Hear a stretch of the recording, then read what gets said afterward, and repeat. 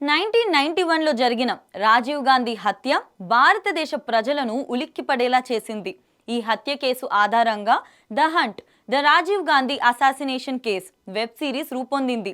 నాగేష్ కుకునూర్ దర్శకత్వం వహించిన ఈ సిరీస్లో అమిత్ సియాల్, సాహిల్ వైద్, భగవతి పెరుమాల్, షఫీక్ ముస్తఫా వంటి నటులు కీలక పాత్రల్లో నటించారు.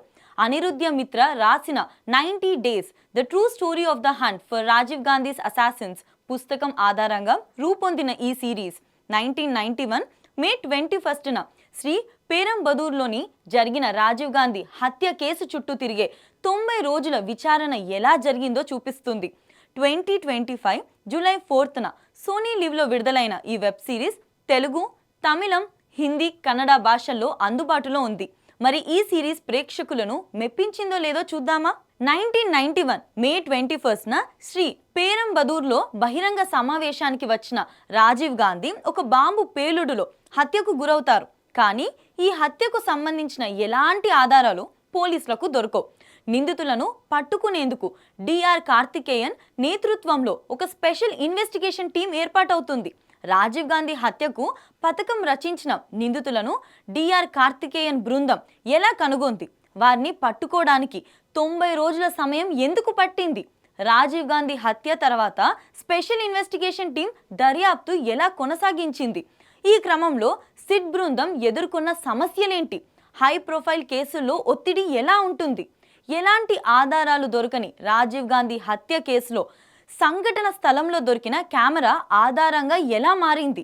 డిజిటల్ టెక్నాలజీలు లేని సమయంలో ఇంటెలిజెన్స్ ఏజెన్సీలు ఎలా పనిచేసేవి? సాక్ష్యాలను ఎలా సేకరించేవారు? క్లిష్టమైన కేసులను ఎలా పరిష్కరించేవారు? వంటి అంశాలతో the hunt the Rajiv Gandhi assassination case web series రూపొందింది. రాజీవ్ గాంధీ హత్య వెనుక మాస్టర్ మైండ్గా ఉన్న శివరాసన్ను పట్టుకునేందుకు సిట్ బృందం వేసే ఎత్తులు, వారికి దొరకకుండా శివరాసన్ వేసే పై ఎత్తులు సిరీస్ని ఉత్కంఠంగా మార్చేస్తాయి. వాస్తవిక సంఘటనలతో 7 ఎపిసోడ్ల పాటు సాగే ఈ సిరీస్ గ్రిప్పింగ్ స్క్రీన్ ప్లేతో ఆడియన్స్ను కట్టిపడేసేలా రూపొందించబడింది.